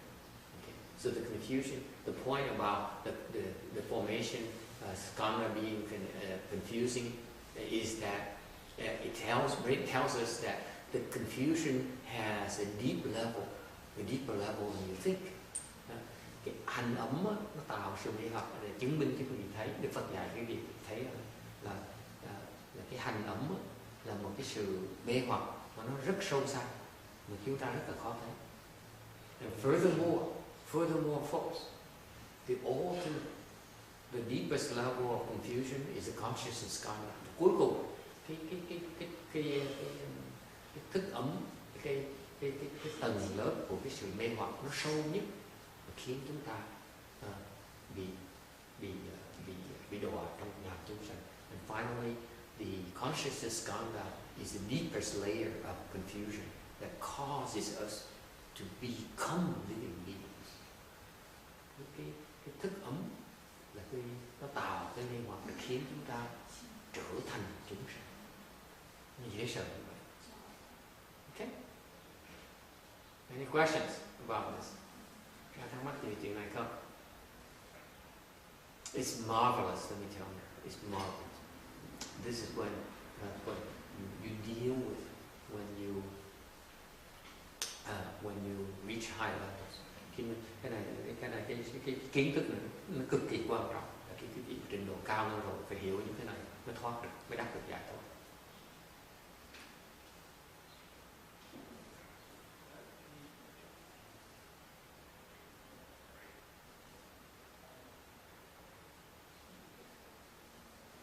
Okay?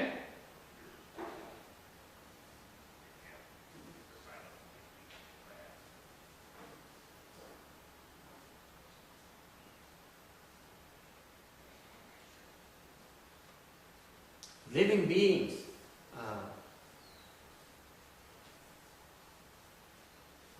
because of the five skandhas, they create evil and they would do no good.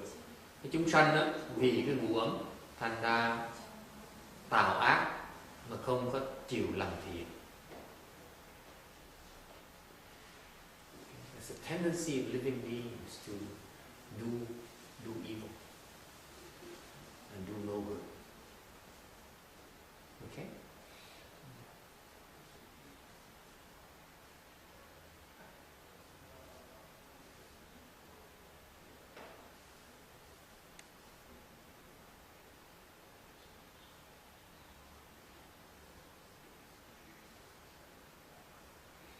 Okay, and the five skandhas cover up the true nature, and that's why we confuse. Cái ngũ ấm nó che đậy lại cái chân tính của chúng ta, cái bản tính của chúng ta, thành ra chúng ta bị mê. And that covering up by the five skandhas is very very difficult to undo.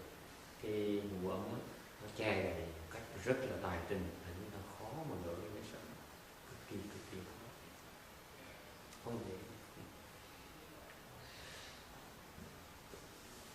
Okay, in contrast, in the Western bliss building, living beings are born from transformation. They're pure and adored. They don't have all these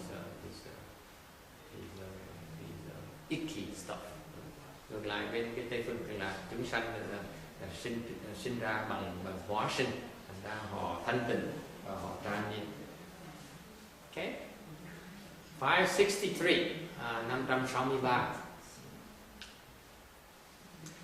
Finally, the fifth turbidity is a life turbidity. Cuối cùng, cái màng trượt. It takes reception of warm as a basic substance. Cái màng trượt là sự thọ nhận của cái ấm làm cái bổn thể. Okay. It takes decline and extinction of lifespan as a mark. Cái tướng của cái màng trượt là cái sự suy đồi và cái sự tiêu diệt của cái màng sống. Làm cái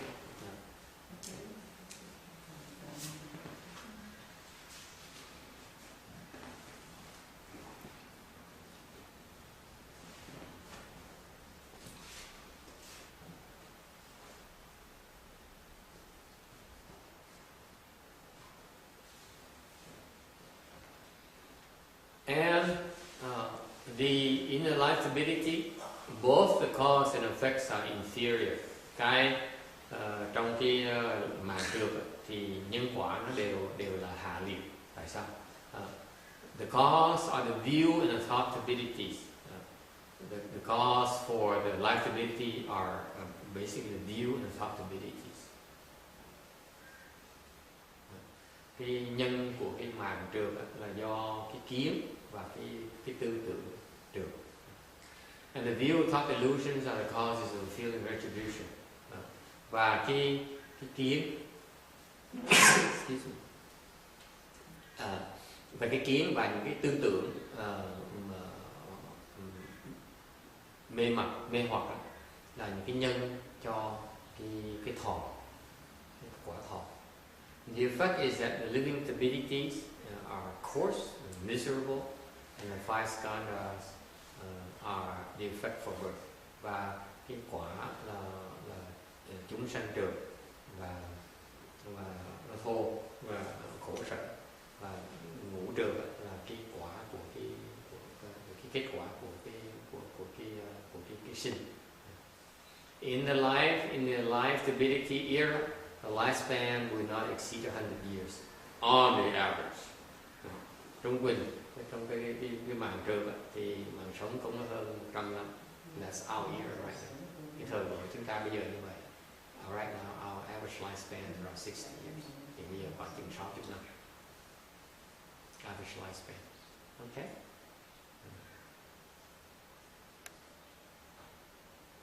And in contrast,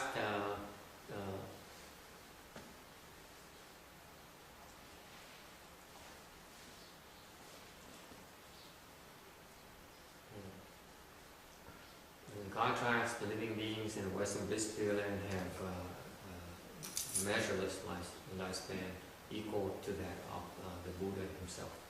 Lúc là cái vị sinh vào Tây Phương Cực Lạc, cái vị cõi lo, có cái chuyện mạng trường này, tại cái mạng sống cái vị nó dài giống như mạng sống của Hai Di Đà Phật, để có thể đủ thì giờ tu thành đúng đạo, tu thành đạo.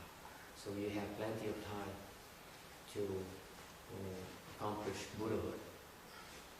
Okay, plenty of time. There's no rush. No need to worry about death. Cái gì phải lo về cái chuyện chết mà trước khi mình thành đạo. Okay, any questions? Ai thắc mắc gì không? Okay, moving on. 564.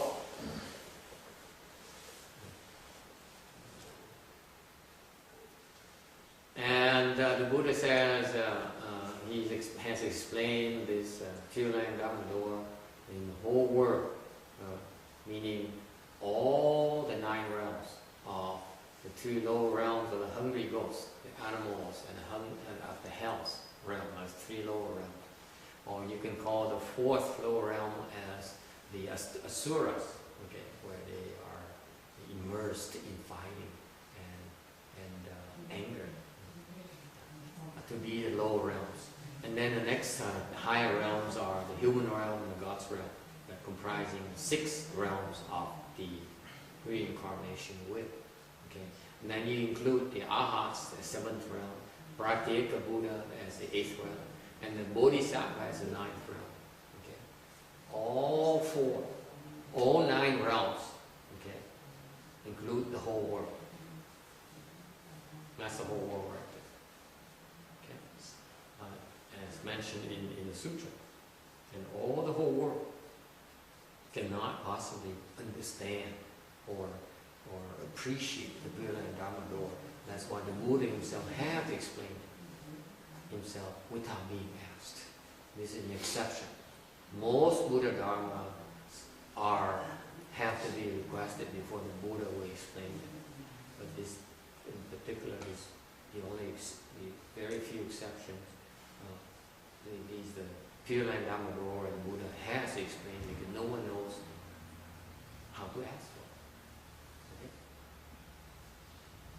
Thành ra tất cả thế gian này nói về cái 9 cái cõi của 4 cái cõi ác thú là súc sanh, ngạ quỷ, địa ngục và Atula.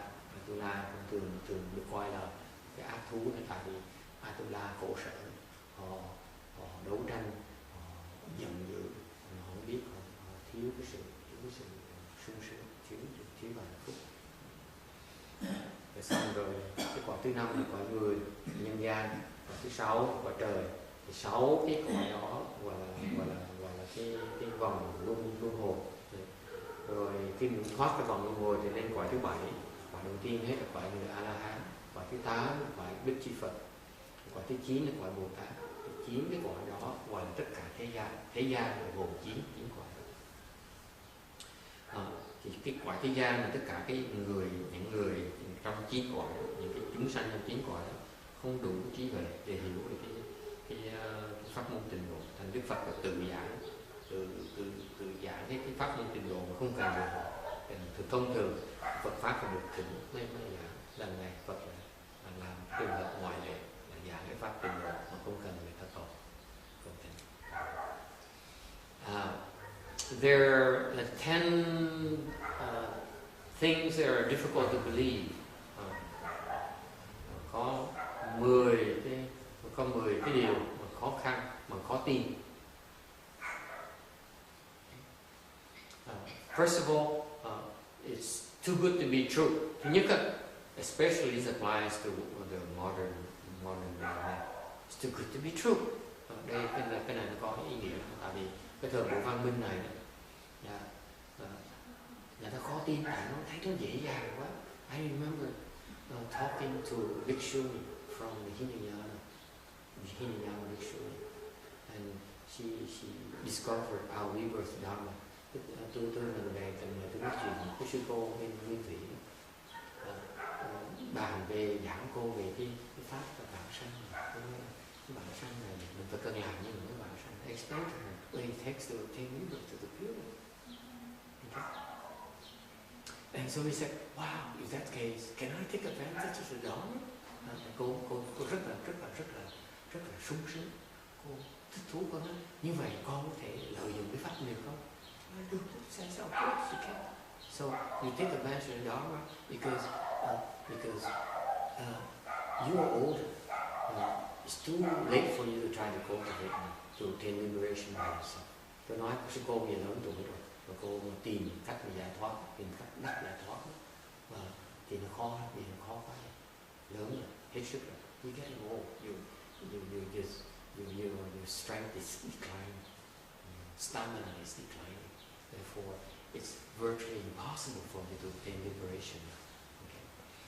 So you have to invest in the Pure Land Dharma door when you rely on others' strength to obtain liberation.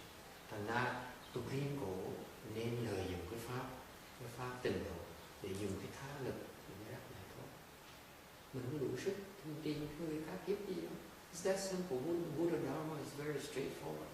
You can make it, we teach you how to make it. You can't, then ask for help from others who can help you. That's what Buddhism is about. Don't be so proud.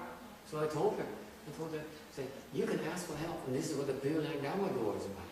The true Pure Land Dharma doors is meant for people to cultivate in order to develop the strength to help others.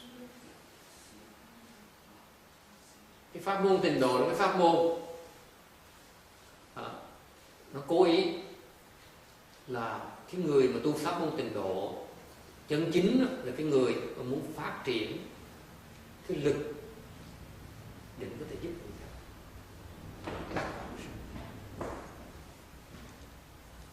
Okay, so she bought into the concept and she said, "Wow, this is incredible! I don't have to do anything.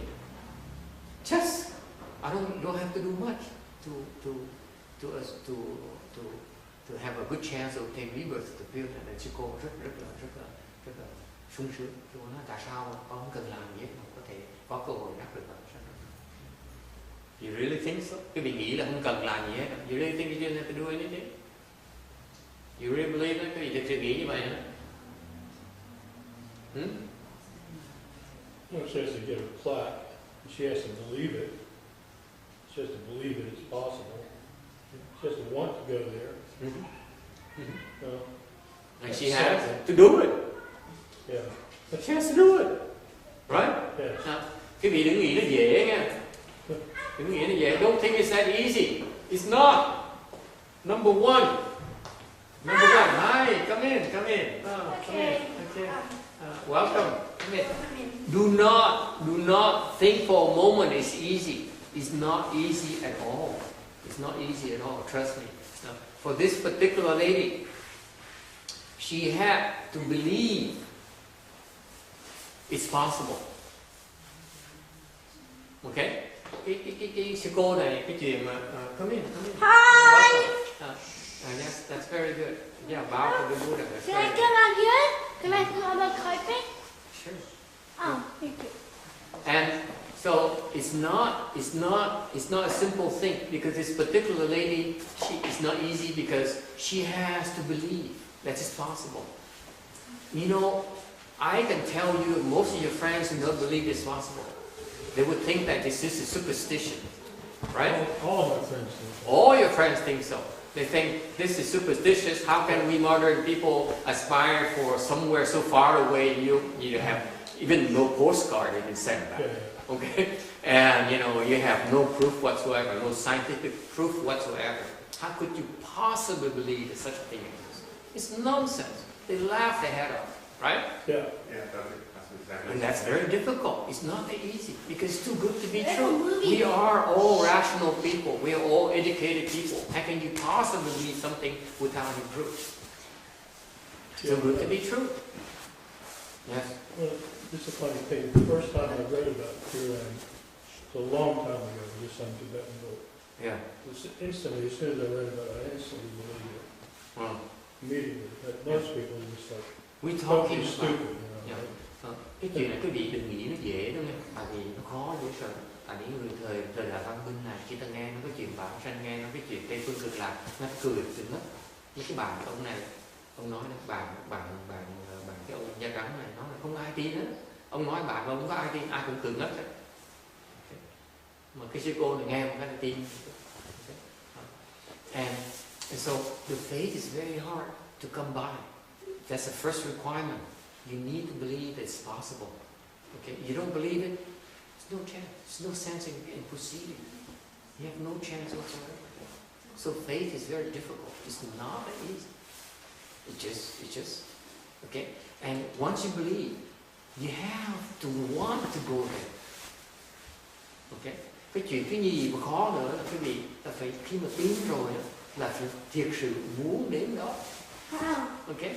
It's not easy to want to go there because you have so many attachments. You have your family, your children, your loving wife, and your parents and your siblings. How can you let go of them? Right? So, cái chuyện cái gì khó là mình có cái sự liên hệ gia đình máu mủ của mình ở đây, có cái ràng buộc mình ở đây, làm sao mình bỏ họ đi, bỏ họ mình đi, okay. Đi bằng cái chỗ mà mình thoát ly mà họ còn bị kẹt. So it's very difficult to want to go there yourself because for most people, okay, they prefer the known, the familiar to the unfamiliar. Okay, especially people who are successful, who have some accomplishments. They hang on to their accomplishment. Cái chuyện khó cái gì là cái nguyện, là muốn đi là cái rất khó đi. Tại sao? Tại vì đa số chúng ta khi mà có sự một tí thành công rồi thì chúng ta chấp vào cái thành công của chúng ta, không dám bỏ thành công mà bỏ đi vào cái xứ khác. Giống như quý vị, như chẳng hạn như ông cụ của Ấn Độ này là bỏ xứ mà đi 3 lần luôn, từ Bắc qua Nam, từ đi chống làm Việt Minh, right? chống Tây, chống Nhật, xong rồi bỏ để mà xây cái nước Việt Nam lên xứ Bắc, xong rồi từ xứ Bắc rồi bỏ cái Việt Minh, bỏ xứ Bắc mà qua xứ Nam. And then so the doctor, Mr. Phan, Dr. Phan here, that he had to abandon the familiar to go to the unfamiliar, which to me is extraordinary. It takes an extraordinary strength of character because you abandoning the familiar for the unfamiliar. It's a very, very difficult thing to do. Thành ra cái ông cụ bác sĩ này, ông dám bỏ cái mà ông quen biết, quen thuộc và đi vào cái cõi mới because of the faith alone, tại cái lòng tin thôi. Okay, it's not an easy thing to do. For most ordinary people, you want to hang on to what you know because that's safe. It's your security. Okay. I remember when Vietnam, my country fell, and I talked to my friends back then, my college friends and high school friends. I said, "Get out, get out." He said, "No, I don't want to, because at least I know where I'm at. I know what I can get from here. Why should I abandon this and go to the U.S. where I don't even know what's in it for me? Okay, I don't know anything about that country. Okay, there's so many unknowns. See, that's why to want to go to abandon the familiar, to be willing to abandon the familiar, to reach for the unfamiliar is extremely difficult thing to do. Dám bỏ cái quen thuộc để tìm cái mới là cái chuyện không phải dễ làm đâu. Okay. And number 3, the third degree of difficulty, because in the context of too good to be true, is that the third requirement for rebirth is that you must do something. You must take action. You can't talk about it. Okay. Cái khó khăn thứ 3 của pháp môn tịnh độ này, vãng sanh được đắc được vãng sanh là mình phải làm cái gì đó. Mình phải làm. What is it you must do? Mình làm cái gì bây giờ? You must create blessings for rebirth. See, people in the Pure Land who practice Pure Land don't understand. They say, I recite the Buddha's name. That's enough. Thành ra cái sự hiểu lầm của pháp môn tịnh độ bây giờ là người ta chỉ đồn nhau cho nói là mình chỉ niệm Phật thôi là sẽ vãng sanh. I need to correct all of them. It's not enough. You need is a very deep and pervasive misunderstanding about the rebirth, Pure Land, rebirth Dharma door right now in the Asians, in the way Buddhism practice right now. They say, let's recite the Buddha's name and we obtain rebirth to the Pure Land. I say, baloney. The reciting of the Buddha's name is only a reminder that we should be creating rebirth blessings. And you cannot obtain rebirth until you have enough blessings. Thành ra cái pháp môn tịnh độ ngày hôm nay á, Quảng Ngân, người ta tu trật ở chỗ này. Quảng Ngân mấy bạn Quảng Ngân tu trật ở chỗ này. Ok, trật ở chỗ này là quý vị đồn với nhau là mình chỉ niệm Phật thôi mình sẽ đắc vãng sanh. Mấy thầy mấy cô nói như vậy, tôi xin sửa đính chính lại quý vị. Và mấy thầy mấy cô cứ niệm Phật đi, cho tôi qua thì quý vị phải đắc được vãng sanh là thôi. Cái pháp môn tịnh độ này á, là muốn vãng sanh á, ok. Cái điều kiện thứ ba là phải có cái hành, có cái hạnh. Hạnh là gì? Hạnh là mình không phải niệm Phật đâu, hạnh là mình phải tạo phước. Quý vị không hiểu lầm, quý vị hiểu lầm cái pháp môn tịnh độ rồi, không phải niệm Phật đâu. Biết bao nhiêu người niệm Phật mà đâu có đắc được vãng sanh đâu. Cái hành này ấy, là quý vị phải tạo cái phước vãng sanh. Nếu mà quý vị tạo phước, quý vị cứ niệm Phật đi, mà quý vị tạo chưa đủ phước thì đâu có ai đắc được vãng sanh đâu. Nó rõ ràng như vậy. Thấy chưa? Cái sự hiểu lầm của pháp môn, cái tịnh độ thành này nó quá nhiều người hiểu lầm, quá nhiều cái chuyện. Ta cứ nghĩ cái niệm Phật, tôi thấy biết bao nhiêu người niệm Phật nó có đắc được vãng sanh. Biết bao nhiêu thầy mấy cô đâu có đắc được vãng sanh. Giờ mình niệm Phật nó nhả sanh nó phải có người chứng cho mình, không có người chứng làm sao mà nhả sanh được. Thì cái hành của trong cái pháp môn tịnh độ đó, cái hành là tạo phước, không phải là niệm Phật. Họ hiểu lầm cái chỗ đó. Tôi nhắc lại cái gì, cái muốn đắc vãng sanh là phải tạo đủ phước để mà vãng sanh. Quý vị có thể tạo phước bằng cách là niệm Phật cho rõ ràng như vậy. Okay. So those of you who follow the Pure Land Dharma door, the practice part is to create blessings. And one common way to create blessings is to recite the Buddha's name. But do not forget that you can recite all you want. But the objective is to recite, is not to recite, but to generate blessings. And that's why the Bhikshuni that I talked to couldn't believe it. He said, if I cannot generate the blessings myself, let me ask someone else to generate blessings for me. And that is wisdom. Thành ra cái sư cô mà nói là tại sao nó dễ dàng như vậy, thì cô mới hiểu rằng là cái hành của cái pháp môn tịnh độ mình phải làm gì đó, là cái làm đó là mình phải tạo phước. Mà nếu mình tạo không đủ phước thì mình nhờ người khác tạo phước cho mình. Thấy chưa? Nó rõ ràng như vậy. Đâu có chuyện mà đâu có chuyện vãng sanh, chuyện mê tín gì đoan là muốn đi vãng sanh, là ai muốn vãng sanh đi dễ dàng như vậy. Thì tại sao vì còn kẹt ở đây? If it's that easy, then why are you still here? All of you. We were all much better off somewhere else in the Pure Land. Much better off. Why are you still here? Why are you so attached to what you have? Okay? It's because we don't have enough blessings here. Lý do chúng ta còn kẹt ở đây là chưa đủ phước. Right? Because if you have enough blessings, you would have no suffering whatsoever. Nếu quý vị có đủ phước, sẽ không hoàn toàn không có bị khổ. Okay? All right. Now time is up, so we need to finish, wrap it up, and do the translations for rebirth to help people obtain rebirth of the Pure Land. So what we do is we next generate, transfer all the goodness we've generated today to all those blessings to help those these people having a blessing to came with us. Ngày hôm nay chúng ta tiếp tục là hồi hướng công đức để giúp cho các cái vị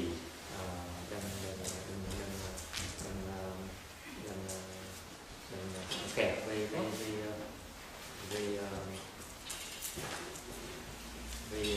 Diêm Vương đó, đắc đạo sanh, có đủ phước mà đắc đạo sanh, hoặc đi rồi trở về làm cái gì nữa. All right, please turn to the page 38 and we will